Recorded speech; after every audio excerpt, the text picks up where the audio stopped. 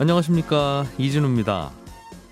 올해 12월의 배당락 날짜, 즉 배당금을 받을 권리가 사라지는 날짜는 12월 29일입니다. 그 말은 12월 28일까지 주식을 사서 보유하면 올해 연말에 배당을 받을 수 있다는 뜻인데요. 그래서 배당금을 받기 위해서 이맘때 날짜 맞춰서 주식 사는 분들도 꽤 있습니다. 주식을 보유하고 있으면 받을 수 있는 배당이라는 게 이게 언제 어떻게 어디서부터 시작이 됐을까 하는 이야기를 오늘 들어보려고 해요. 오늘 공부왕 이종훈 시간에는 배당의 계절을 맞아서 배당의 역사에 대해서 살펴보겠습니다.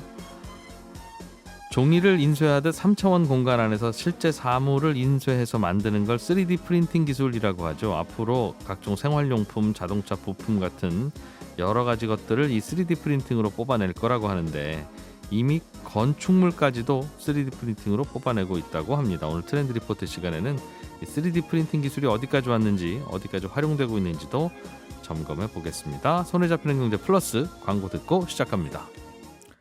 주주들에게 돈을 받아서 사업을 하고 또 그 사업이 잘 되면 주주들에게 배당을 많이 해주고 또 안 되면 주주들에게 한 번 더 손을 벌리기도 하고 하는 그런 사실상의 동업관계에 가까운 주식회사 제도는 어떻게 시작됐을까요? 또 배당은 또 어떤 역사를 갖고 있을까요? 이런 궁금증을 풀어보겠습니다. 공부왕 이종훈 시간, 오늘은 배당의 역사에 대해서 준비해 오셨죠? 어서 오십시오. 네, 그렇습니다. 네, 안녕하세요. 예, 주식 배당 이게 또 어디에 갑자기 여기에 또 흥미가 꽂히셨어요? 이게 지금 지난 11월부터 예, 언론 기사를 보면 찬바람이 불면 배당주, 배당의 계절, 이런, 예. 배당의 계절 이러면서 배당주에 관련된 기사들이 굉장히 많이 나왔어요. 예. 그리고 또 제가 공부를 위해서 서점을 나가 보면 네, 한 3주 전부터 배당 투자 관련 서적들이 매대 위에 올라와 있습니다.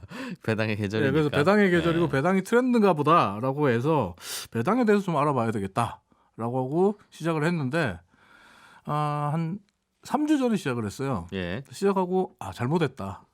이것도 공부할 거 많죠?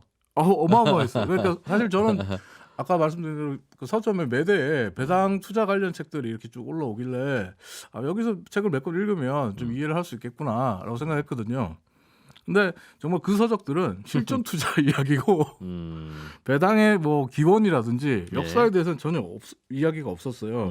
그런데 제가 예전에 이제 공부를 할 때 어떤 사물이나 제도의 본질을 제대로 이해하려면 그 계보를 따라 올라가서 기원을 탐구하는 것부터 해야 된다라는 그 은사님의 가르침이 있었거든요. 그 가르침이 생각나서 책들을 좀 봤습니다. 금융의 역사라든지 아니면 뭐 돈과 관련된 돈의 역사 같은 그런 책들을 봤는데 거기도 제대로 된 자료들이 없었어요. 근데 참고 문헌 중에 네.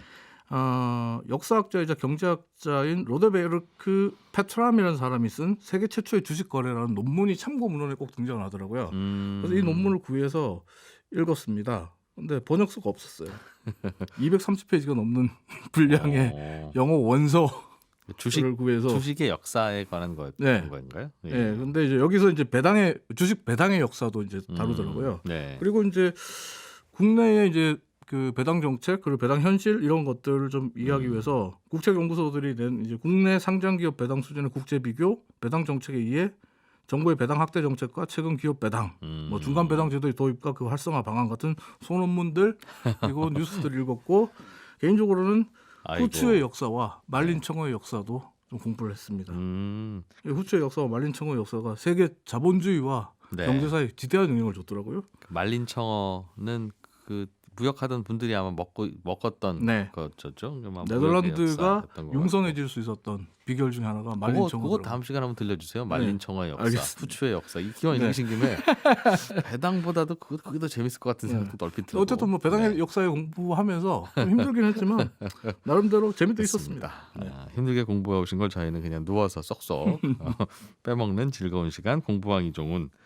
오늘은 주식 배당 이야기를 하려면 주식이 언제부터 생겼는지 그것도 들어야 되는데 그거는 어디서 들었습니다. 네덜란드 동인도 회사라고 하는 것이 만들어졌는데 그게 멀리 뭐 배 타고 나가서 뭘 사오고 뭐 그러는 거라 배가 뒤집힐 수도 있어서 그래서 은행에서 돈 빌려주는 거 이런 거는 안 하고 무서우니까 돈 떼이고 배 무너지면 그래서 약간 좀 하이 리스크 하이 리턴 같이 먹을 때는 같이 먹고 망하면 같이 망하자 하는 그런 자본들이 이제 모이기 시작한 게 처음이라고. 네. 정확합니다. 1602년에 네덜란드 동인도 회사가 공식적으로 출범하면서 총 1,143명으로부터 네. 650만 길더를 모았어요. 지금 우리 돈으로 가치로 따지면 1,310억 원 정도의 가치가 있다고 합니다. 네. 그래서 이 돈을 가지고 돈을 받았으니까 이제 돈 받았다는 확인 증서를 써준 거죠. 네. 이게 이제 종이 한 장 써준 건데 주식 증서의 개념이 된 거고요. 이건 뭐 차용증은 아니라 사용증은 안 당신이 되는데 투자했다는 걸 내가 네. 확인한다. 그렇죠. 근데 이게 사실 그 당시로 따지면 좀 황당한 비즈니스예요. 이게 주로 이제 네덜란드에 거주하던 유대인들이 네. 영국의 동인도 회사의 모델을 보고 야 저거 돈 될 것 같은데 우리도 하자. 근데 영국 왕실이 돈을 대서 자본금을 대서 동인도 회사를 꾸렸지만 예. 네덜란드 같은 경우는 그렇지가 않은 거예요. 게다가 유대인들에 대한 시선이 곱지 않다 보니까 결국은 아무나 좋다. 우리한테 투자해라. 이렇게 예. 된 거예요. 근데 예. 이제 그때 내건 이 논리를 한마디로 얘기하면 우리가 인도 가서 후추와 향신료를 싼 값에 사올게. 그런데 지금 나한테 투자하면 이 후추와 향신료를 싸게 주거나 예. 아니면 이거 판 돈을 또 니네들한테 나눠줄게. 그냥 우리한테 돈을 투자해 주세요. 예. 듣기에 따라서는 정말 내가 평생 모은 돈을 이 말 한마디 믿고 네. 사기 같은 비즈니스잖아요. 그리고 종이 쪼가리 한 장 주잖아요. 그래서 이걸 어떻게? 라고 생각할 수밖에 없는 거예요. 네. 근데 이제 거기에 대해서 이제 네덜란드 그 동인도 회사를 만든 유대인들과 경영진들이 나름 이제 46개의 정관을 만듭니다. 예. 정관을 만들어서 우리가 이런 정관을 가지고 운영할 겁니다라고 하는데 그 정관 제 17조에 초기 자본금의 5% 이상의 수익이 생길 때마다 배당을 하겠다. 그러니까 지금 돈을 따지면 1,310억 원에 5% 이상의 수익이 나면 우리가 돈을 지급할게. 예. 배당을 해줄게라고 규정을 합니다. 약 한 70억 이상 우리가 돈을 벌면 네, 그걸 나눠주겠다. 네. 그거 그 얘기를 한 거죠. 네. 이게 이제 어떻게 보면 배당에 대한 최초의 정관이에요. 받았습니까? 그럼 그 동인도 갔다 와서 처음에는 안 줬다 그래요. 이익이 안 나서 네? 아니 이익이 났는데. 왜 약속을 안 지켜요? 네? 이익이 났는데 이게 정관 17조를 제가 방금 읽어드렸잖아요. 예. 초기 자본금의 5% 이상의 수익이 생길 때마다 배당을 한다. 네. 근데 정확히 언제 한다는 얘기는 없었어요. 아. 그러니까 당시에는 지금과 마찬가지예요. 지금 그 주식회사들과 마찬가지로 당시에 그 네덜란드 동인도 회사는 경영진과 이사진이 있어서 이 네. 이사진들이 언제 배당을 할지 배당 시기를 결정할 수 있는 권한을 갖고 있었거든요. 그러니까 회사 경영진들이 볼 때는 야 돈 벌어 가지고 돈 다 나눠주고 써버리는 것보다는 배를 더 사, 배를 더 만들어.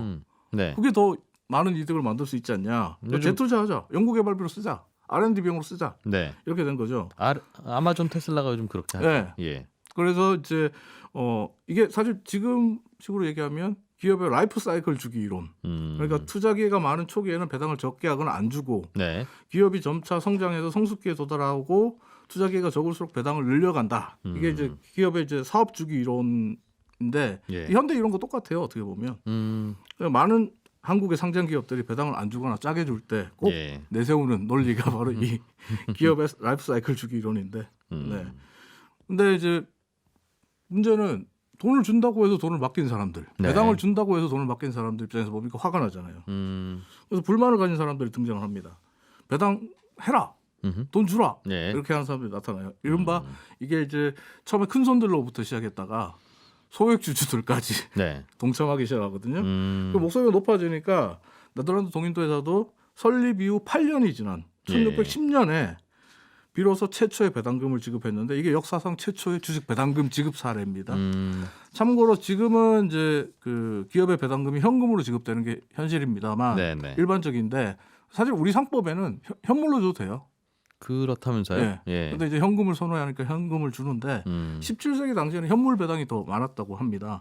주로 뭘 줬을까요? 후추, 향신료. 아, 뭐 나쁘지 않았겠네요. 네, 네덜란드 동인도에서의 첫 배당이 1차 배당으로 지분 장부가의 75%에 해당하는 향신료 줬고 두 번째 배당으로 지분 장부가의 50%에 해당하는 후추를 줬는데 당시 후추와 향신료는 굉장히 비싸고 귀한 품목이었기 때문에 그럼 가격은 소비자 가격으로 쳐서 네. 예를 들면 10,000원을 배당해야 되는데 후추 한 병에 10,000원에 팔리니 후추 한 병 드리겠습니다. 였을까요? 아니면 후추 2병 주는 거죠. 50% 깎아주면. 아, 원가에? 네. 아, 좋네요. 네, 그래서 상당히 매력적이에요. 어. 근데 이제 문제는 정작 배당금이 나오니까 예. 배당금 달라고 요구했던 주주들이 이거 심각하게 고민이 되는 상황인데 이렇게 됩니다. 고민에 빠집니다. 왜 고민에 빠지냐면 사실 이제 고민에 빠지게 된 가장 근본적인 이유는 네. 네덜란드 국채 이자율 때문인데 네. 17세기 초반 당시 네덜란드 1년 만기 국채 이자율이 6.25%였다 그래요. 굉장히 높았죠. 아. 바로 찾아가지 않고 이 배당금을 안 받으면 내가 이제 매년 6.25%만큼의 기회 손실이 발생할 수 있다. 그러니까 배당 받고 수익률이 더 높고 더 안전한 국채를 사는 게 더 좋을 수 있다라고 생각할 수 있어요. 근데 문제는 여기서 수익률이 어느 게 더 높은지가 미래의 일이기 때문에 모르는 거죠. 그거야 당연하죠. 그 주식회사는 회사가 얼마나 더 돈을 벌지는 근데 모르니까. 지금 내가 이 돈 빼가면 아하. 네덜란드 동인도 회사는 선박에 재투자를 못 하잖아요. 그럼 선박에 그 투자한 원금도 다시 빼가는 아니요. 원금은 빼가지 상황이었어요? 않는데 네네. 문제는 배당금 자체를 안 받고 회사에 재투자하게 하면 네. 회사가 선박을 더 많이 사가지고 네. 선박이 더 많으면 많을수록 수익도 더 커지고 향후 내가 받게 될 배당도 더 커질 수 있잖아요. 예. 그러니까 당장의 이익을 챙길지 아 배당을 아니면 받지 않을지. 투자 기회를 더 확대한다는 차원에서 이익을 유보할지. 그러니까 그 지금 고민을 당장의 하겠네요. 작은 눈앞의 이익을 챙길지 아니면 이걸 수익을 계속적으로 키워 나갈지 여기에 대한 고민이 빠집니다. 그런데 예. 주주들이 이 고민들을 하고 있을 때 소위 바깥 시장에서는 난리가 납니다. 왜요? 진짜로 후초 향신료를 준다고 주니까. 어... 앞서 말씀드렸잖아요. 이게 사기 같은 비즈니스라고 생각했거든요. 처음에는. 네. 처음에는. 아니 뭐야, 내가 평생 모은 돈을 내가 제대로 말 믿고 어떻게 줘? 게다가 그렇죠. 저 배가 올지 안 올지 어떻게 알고? 풍랑을 만나서 배가 뒤집히거나 아니면 해적이 나타나서 다 뺏어가 버리면 좀 뭐 돈 다 날리는 건데 저거 안 돼. 라고 생각했는데 영식인에 투자했다가 이번에 후추 3병 받아왔대. 네. 그 얘기 들으니까. 네, 그렇죠. 그래? 그러니까 사람들이 사실 주식이라는 게 종이 한 장 받고 네. 돈을 맡기는 거니까 진짜로 효초 향신료를 싼 값에 준다고? 나도 네. 거기 투자하고 싶어. 이런 사람들이 나타난 거예요.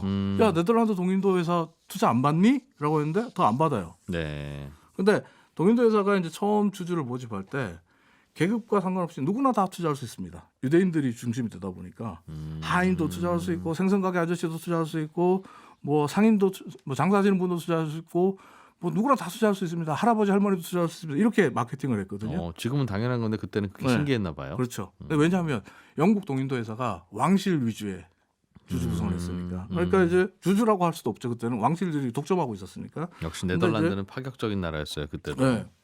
그러면서 종이만 갖고 있으면 주주로 인정해 준다 그러니까 네. 너도 나도 이 종이를 갖고 싶어진 거예요. 아 그러니까 그럼 어떻게 되겠어요? 종이값이 뛰죠. 그 종이값. 그렇게 그 소위 주식 증서. 사고 팔고 예. 주가가 뛰는 거죠. 한 그러니까, 1억 투자해서 받은 이종인데 네. 네가 1억 5천에 사겠다면 내가 너한테 이종이 줄게. 반대가 되죠. 사람들이 예. 1억 투자하셨다면서요. 음. 저 2억 드릴게요. 저한테 파실래요? 그렇죠. 이런 사람들이 나타나는 올라간다는 거죠. 그리고 아까 말씀드렸던 동네 아저씨 아주머니들 이분들도 투자하고 싶잖아요. 네. 근데 우린 돈이 없어 그만큼. 음흠. 돈을 모으자. 음흠. 사모펀드가 되는 거죠. 1,000만 원씩 모아서 10명이 예. 저 종이 주식 사러 가자. 그렇게 자꾸 네덜란드 동인도 회사의 주식 종이, 주식 증서를 가지고 싶어하는 사람들이 늘어나니까 주가가 천정부지로 뜁니다. 그래서 학계에서는 배당을 시작한 직후부터 네덜란드 동인도 회사의 주가가 급등한 현상을 놓고 우연이다, 아니다, 필연이다. 배당을 한 것이 결정적인 주가 급등의 원인이었다라고 주장하는 쪽과 아니 그냥 우연의 일치다라고 주장하는 쪽이 이제 맞붙고 있는데 네. 어쨌든 네덜란드 동인도 회사의 배당은 주식 투자와 주식 거래에 불을 붙인 일대 사건이 됐고요. 1613년에 네덜란드 암스테르담에서는 주식 증서만 전문적으로 사고 파는 증권 거래소가 생겼고 이게 역사상 최초의 증권 거래소입니다. 그렇군요. 네덜란드에서. 그러니까 네덜란드 동인도 회사가 배당을 안 했으면 네. 아마 증권 거래소 출연 이런 것들 좀 더 늦어졌을 수 있을 겁니다. 관심을 그러니까 쪽 배당을 하니까 난 저게 가치 있다고 생각해. 이거는 아닐 수 있는데. 네. 후초와 향신료를 준대. 네, 진짜로 준대. 여기서. 관심을 끈 동기가 됐겠죠. 예.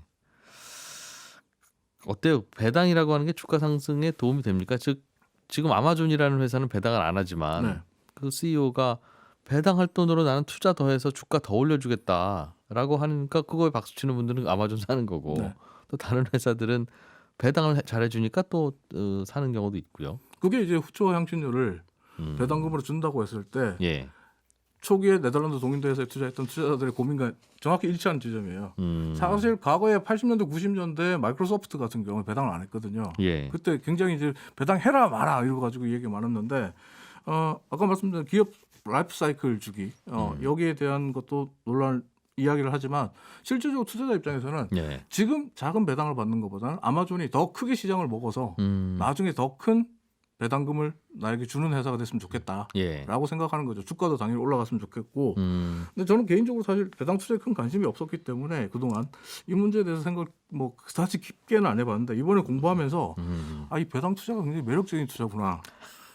그리고 또 이게 배당이 활성화되면 증시도 활성화되고 주가도 오르겠구나 이런 생각 좀 해봤어요. 이정훈 작가님도 나이 드시는 거예요 이제. 네, 맞아요. 보수적으로 좀 변하는 것 같은데. 따박따박 그냥 소액이라도 들어오는 게 더 좋아 보이고. 네. 근데 괜찮은 게 예를 들어볼게요. 네. 우리나라 상장 회사들은 중간 배당을 한다고 하지만 사실 뭐 1년에 많아야 2번. 예. 그리고 대부분 연말에 하잖아요. 한 번 하고 연말에 말죠. 하잖아요. 한 번도 안 하는 연말에 회사도 한번 많고. 하거나 아니면 대부분 또 안 하는 회사도 많고.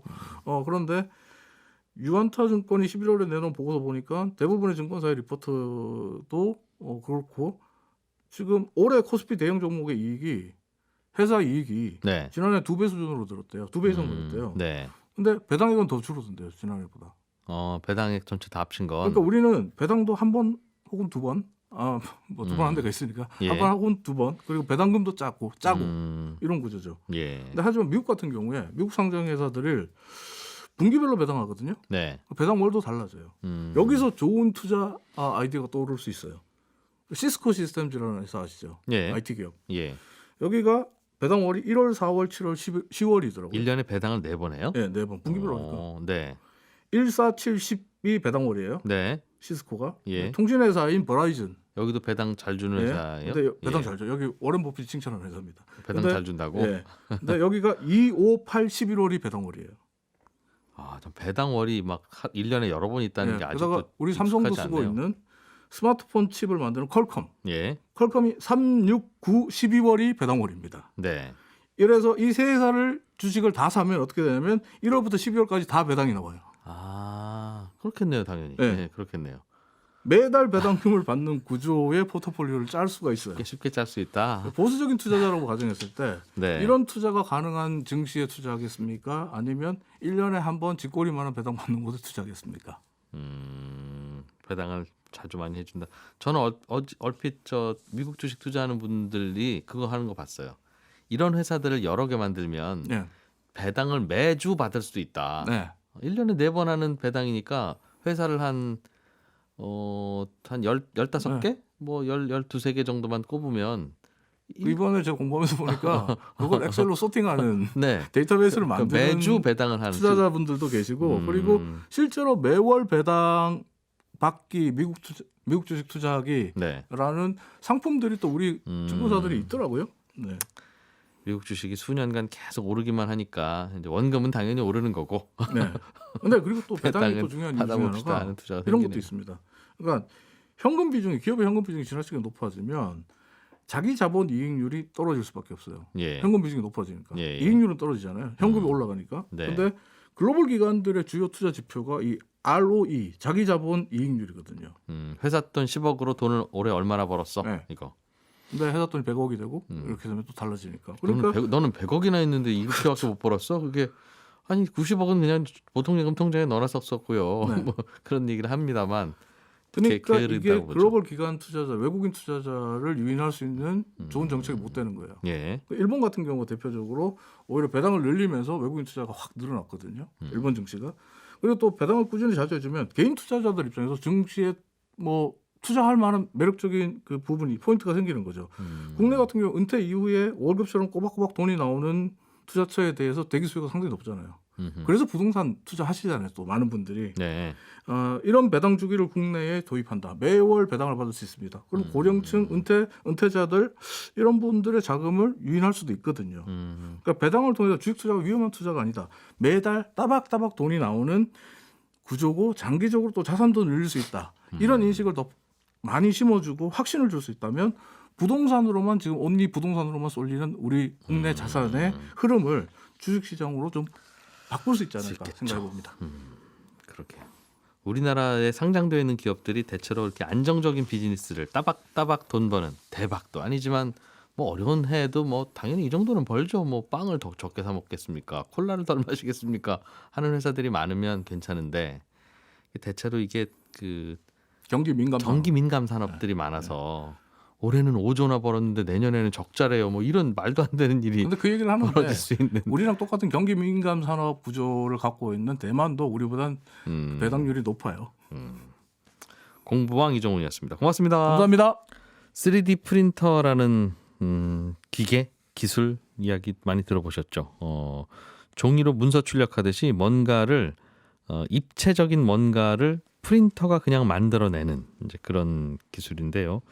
이게 요즘 발전하다 보니까 이걸로 집도 짓는다고 합니다. 오늘 트렌드 리포트 시간에 자세한 내용을 좀 들어보죠. 한국인사이트 연구소의 김덕진 부소장님 나오셨습니다. 어서 오세요. 네, 안녕하세요. 반갑습니다. 김덕진입니다. 이게 몇 년 전에는 3D 프린터가 세상을 바꾼다고 해서 또 이게 또 이런 건가 싶었는데 네. 요즘에는 뭐 NFT가 세상을 바꾸면 되니까 3D 프린터는 네. 한물 좀 갔나요? 아니면 한동안 소식이 뜸하긴 했어요. 그러니까 이게 참 네. 우리나라의 재밌는 현상인데 어떤 키워드가 나오면 그 전 키워드는 묻혀버리죠. 네. 제가 그래서 매해 트렌드를 쫓는 이유가 네. 원래 빅데이터 쪽이었는데 요즘에 빅데이터 얘기하면 되게 한물 간 것처럼 아직도- 얘기하시는 분들도 있어요. 아직도 데이터를 하십니까? 그러니까요. 그래서 NFT 해야 되나 메타버스 이랬는데 실제로 이 3D 프린터도 약간 이야기를 드리면 네. 이제 처음에 많이 떴을 때가 오바마 정부 때로 기억을 하실 거예요. 아마 예. 오바마 정부 때 이제 오바마 대통령이 이게 세상을 바꾼다 이렇게 얘기하면서 이거 메이커 운동 막 이래서 누구나 막 이렇게 스스로 집에서 뭔가를 만드는 뭐 예. 메이커스 운동 뭐 이런 것들이 일어났었어요. 근데 약간 그때 역사를 좀 말씀드리면 실제로 3D 프린팅 관련 기술이 90년대 후반 2000년 초반에 한 기업이 만든 거고요. 그 오바마 정부 때나 돼서야 그 특허가 이제 풀리기 시작했을 때입니다. 그러니까 그 전에 한 곳에서 거의 연구식으로 만들다가 예. 이걸 봤더니 미래에 이게 괜찮겠네. 그래서 세상을 바꿀 거라고 얘기했지만 이제 시작인 기술이니까 네. 정확하게 말하면 그때부터 이제 기술이 좀 업그레이드 되고 있다라고 그렇군요. 보시면 될 것 같아요. 3D 프린터라는 게 이게 예를 들면 숟가락을 만들면 네, 3D 프린터에다가 숟가락의 재료가 되는 철가루, 네, 철가루를 넣어놓고 그걸 씩 뿌려서 음. 숟가락 모양으로 이게 잘 뭉쳐가지고 딱 굳히는 그런 방식이죠. 제일 쉽게 설명드리면 글루건 아세요? 글루건? 글루건 네, 우리가 이렇게 본드 같은 거 붙일 때 총 같은 거 쏘는 거 있잖아요. 누르면 뭔가 앞에서 찌 그 가래떡처럼 그렇죠. 나오면서 네. 그걸로 뭐 붙이죠. 네, 그 방식이 이제 제일 기본적인 방식이라고 생각하시면 됩니다. 그러니까 우리가 그 어떠한 뭐 본드가 됐든 뭐 플라스틱이 됐든 아니면은 최근에는 뭐 강철 소재 같은 경우도 그런 식으로 한번 녹여요.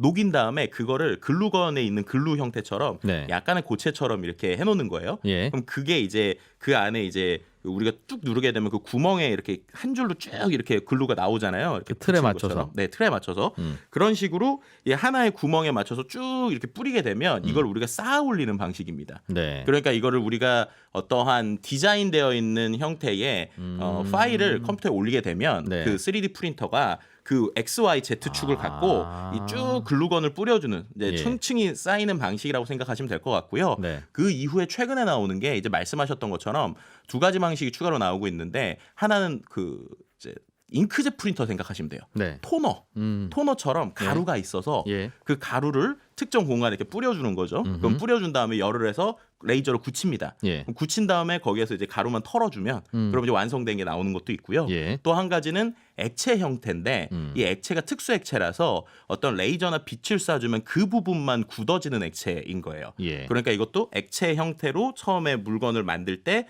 특정 부분에 빛이나 열을 쏴주면서 굳히고 나중에 그걸 이렇게 닦아대는 형태 예. 이런 세 가지 방식이 있는데 가장 이제 제일 아직도 많이 쓰이는 방식은 첫 번째 말씀드린 것처럼 글루건 쏘듯이 특정 공간에다가 이렇게 쏘게 되면 이게 굳어서 적층되는 방식이라고 생각하시면 될 것 같습니다. 그렇군요. 그런데 그런 건 뭐 기껏해야 만들어봐야 뭐 손바닥만한 거 만들든가 아니면 해봐야 뭐 전자레인지 정도 수준의 크기 정도라고 생각했는데 요즘은 그거로 집을 짓는다고 해서 네. 그러니까 이게 이제 말씀드린 대로 이 3D 프린터가 처음에 우리가 생각할 때는 메이커 스페이스 이래가지고 집에 무슨 어떠한 뭐 한 커봤자 한 2, 3m, 2, 네. 3제곱미터 정도 되는 이 정도의 어떤 것들이 있어서 거기서 뭔가 만들어내는 뭐 손바닥 크기 만들어내는 거 보셨을 거예요. 예. 근데 이제 결국엔 프린터에서 크게 만들려면 프린터 크기가 커야 될 거잖아요. 예. 그럼 이게 도대체 얼마나 크길래라고 하실 수 있는데 최근에 한번 그 검색 사이트에 뭐 건설용 3D 프린터 이렇게 검색해 보시면 이건 프린터가 아니네라는 생각이 드실 거예요. 그러니까 집 짓는 3D 프린터는 어떻게 짓는 거예요, 그걸? 두세 가지 방식이 있는데 예. 첫 번째 같은 경우에는 정말로 그 3D 프린터의 크기가 집 사이즈만 합니다. 그래서 프린터가 네, 프린터기 자체가 예. 거의 집 크기만 해요.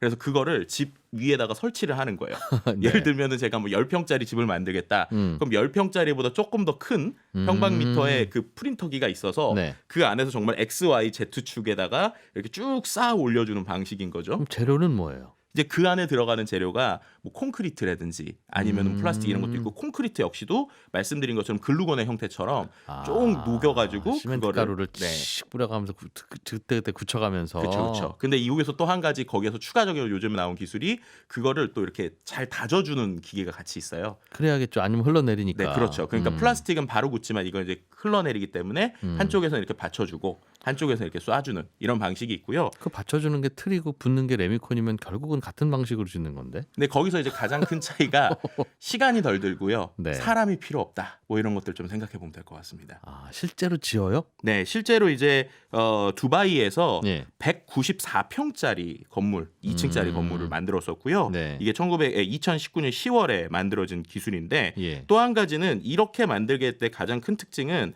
우리가 기존에 생각하는 건축의 틀을 벗어날 수 있다는 거예요.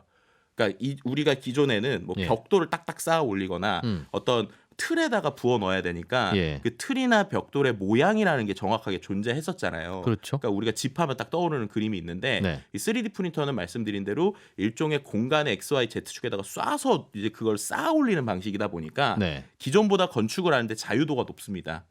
예를 들면 좀 더 곡선화되어 있는 어떠한 어차피 사람이 쌓는 게 아니라 네. 기계가 뿌려서 만드는 거니까. 그렇죠. 네, 그러니까 정확하게 이제 이것을 누를 수 있는 특징들이 있고요. 예. 최근에 또 이런 독일에서 나오는 신축 아파트 같은 경우에는 바닥이 380제곱미터인 3m 규모의 아파트를 만들었는데 예. 이 뼈대가 되는 벽체 만드는데 6주 걸렸다고 그래요. 그러니까 기존의 어떠한 건설을 하는 것보다 훨씬 예. 좀 빠른 시간이고 또 이제 그 가로 세로 1m짜리 이중 벽체를 쌓아 올리는데 5분 정도 걸렸다고 해요. 그러니까 사람도 줄고 속도도 좀 더 빠르고 이제 그런 것들에 있어서 말씀드린 자유도가 높다는 특징이 있고요. 예. 그럼 이제 넓은 또 건물을 아까 제가 말씀드린 정말 그 사이즈의 예. 그 3D 프린터 기계가 있다고 말씀드렸잖아요. 예. 근데 그거 말고 또 이제 이게 쌓아 올리는 방식이니까 옛날로 치면은 그 어떠한 그 중장비 기기들, 그러니까 네. 고층으로 쌓아 올릴 때 이런 기계들이 좀 크레인 같은 형태도 있다라고 생각하시면 돼요. 프린터인데 네, 프린터인데 크레인 같은 거예요. 크레인처럼 생겨서 네. 아래서부터 축 쌓아 올려야 되니까. 그렇죠. 그렇게 되면 어쨌든 이게 그 쌓아 올리는 거니까 겉을 알겠어요. 크레인이 뱅뱅뱅뱅 돌면서 쌓아 올리는 방식이다. 뭐 이렇게 생각하시면 붕어빵 될것 구울 때 같습니다. 가보면 그 틀에다가 쭉 밀가루 부는 거, 네. 반죽 붓는 거. 네. 그거 그렇게 생겼나 보군요. 네, 근데 이제 어떻게 보면 틀이 이제 있는 게 아니라 예. 이 정확하게 각도에 따라서 부어주는 거니까 어떻게 보면 붕어빵 틀은 없지만 네. 틀이 없는데 붕어빵 이렇게 쭉쭉 짜시는 거 있잖아요. 그렇죠, 그렇죠. 네, 그런 것들로 이제 모양을 만든다라고 생각하시면 쉬울 것 같습니다. 네. 실제로 이 집에서 사람이 살고 있다는 거죠. 네, 다 실제 지어서. 살고 있고요. 특히 이제 이게 또 가장 또 장점 중에 하나가 어떠한 그 극악 혹은 이제 환경이 좋지 않은 현장에서도 건설이 가능하다는 거예요. 그래서 예를 들면은 왜냐하면 사람이 필요가 없으니까. 예. 그래서 그 지금 중동 이런 쪽 모래바람 엄청 심한 곳들 네. 이런 곳에서 이거를 가지고 이제 좀 많이 지금 만들어내고 있고요. 또 빠르게 건설을 해야 되는 중국 같은 경우 이제 어떻게 보면 낮은 건물을 여러 개를 일괄적으로 만들어야 될 때 이럴 예. 때 이제 3D 프린터가 사용이 되는데 한 가지 이제 지금 한계점은 이게 아직 이렇게 쌓아 올리는 방식이다 보니까 예. 고층으로 이렇게 많이 쌓아 올리는 것들은 시도가 되지는 않고 있어요. 예를 들면 2층, 많아봤자 3층 수준이고요. 네. 그다음 또 한 가지는 이게 결국에는 틀 없이 쌓아 올리는 거잖아요. 예. 그럼 이게 얼마큼 안전할까? 이게 뭐 예를 들면 기존의 뭐 벽돌 집처럼 뭐 몇백 년 갈 거냐라고 할 때 이거는 여전히 조금 퀘스천이 아직 몰라요? 근데 이게 안전성을 어느 정도 이제 콘크리트를 하다 보니까 기본적으로 안전성에 있어서는 아파트가 기존에 짓는 우리가 한 세대 수준이라고 얘기하잖아요. 그 안에 철근 안 들어갔죠. 근데 철근을 같이 넣는 부분들도 있는데 이제 일부 철근이 빠지거나 이제 이걸 3D 프린터로 만들 때 가이드라고 그래서 특정 공간을 만들고 거기에 네. 약간 받침처럼 있다가 그 받침을 빼주는 방식도 있거든요. 그게 요즘 집 짓는 방식이에요. 네, 거푸집. 그렇죠. 네. 근데 이제 그렇게 하다 보면은 이제 이 3D 프린터가 또 이제 결대로 쌓아 올리다 보니까 이 결이라는 게 자칫 잘못 충격을 잘못 받으면 예. 그 결대로 부서질 수도 있는 거 아니냐. 뭐 이런 여러 가지 논란이라고 좀 그렇고 여러 가지 이슈가 여전히 존재해서 안전도에 대한 것들은 계속 실험 중이고 그래서 이런 것들을 층이 조금씩 더 고층화가 나중에 되지 않을까라고 예. 볼 수 있을 것 같습니다. 생각해 보면 거미가 거미집 짓는 것도 그냥 본인이 그냥 돌아가면서 뭘 쏘면서 쭉 짓잖아요. 그렇죠. 비슷한 방식인가 보네. 네, 그래서 이제 대부분 다 말씀하시는 게 동물들이 건물을 짓는 예. 자기의 집을 짓는 거랑 3D 프린터 비슷하다고 생각하시면 쉬울 것 같다. 뭐 이런 얘기들이 좀 나오고 있죠. 일단 설명해 주신 거 보니까 다양한 디자인이 가능하고 얼마나 오래 갈지 모르고. 그런데 기존 건물보다. 네.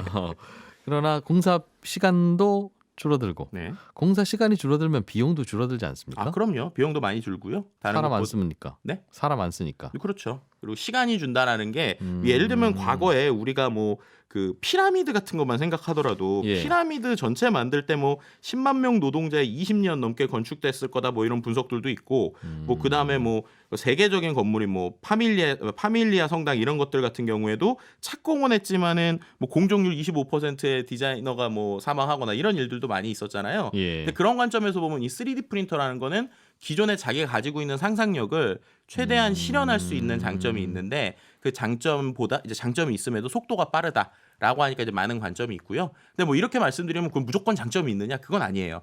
왜냐하면 기본적으로 이 프린터 자체가 이렇게 그 쭉 쌓아 올리는 거잖아요. 근데 네. 소재를 쌓아 올리다 보니까 예. 생각보다 표면이 그렇게 깨끗하게 떨어지진 않습니다. 이게 약간 거칠거칠하거나 예, 예. 이제 이런 좀 우둘두둘할 수 있는 게 있는 거죠. 예. 그러니까 이게 예를 들면 3D 프린터에서 큰 건축물을 지을 때 디테일까지를 보지 않아도 되는데 뭐 상관이 없는데 네. 예를 들면 내가 3D 프린터를 통해서 뭐 조그마한 물건을 만들겠다 혹은 대량 생산하겠다라고 예. 하면은 여전히 이른바 후가공이라고 하는 작업이 좀 많이 필요합니다. 결국 사람 손은 가는.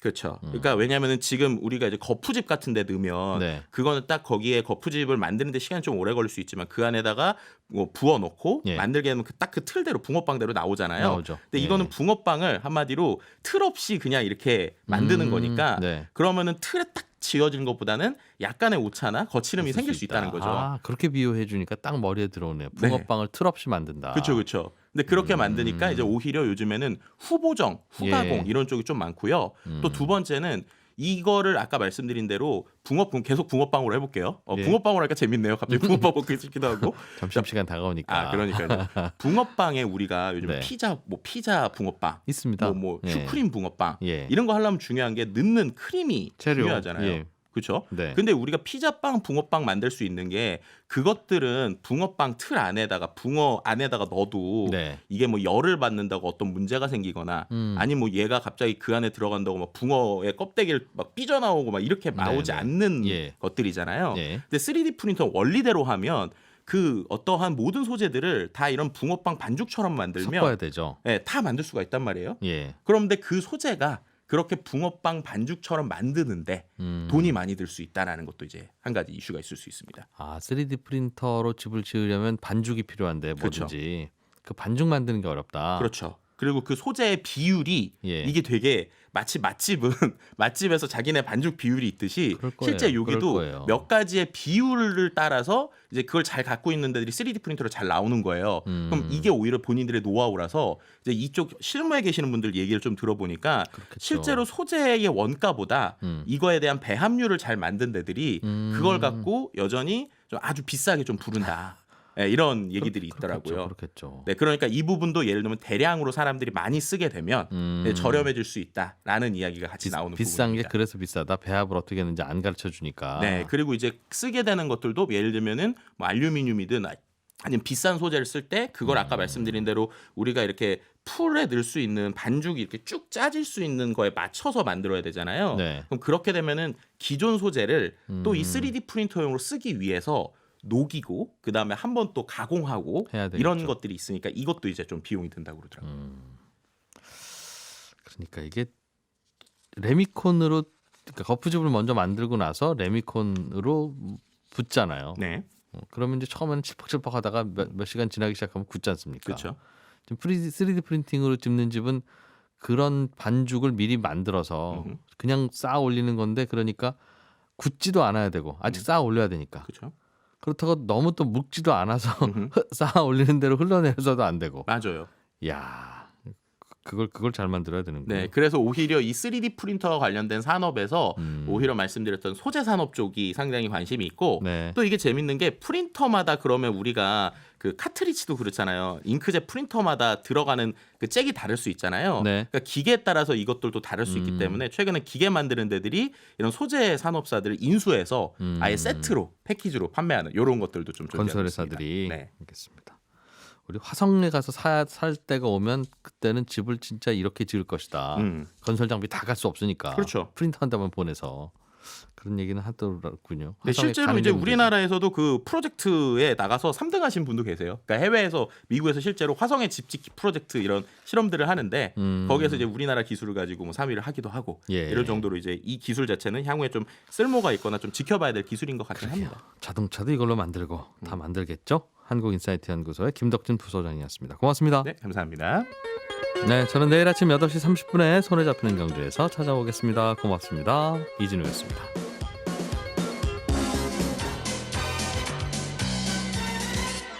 더 깊고 더 재미있는 경제 이야기. 이진우의 손에 잡히는 경제 플러스.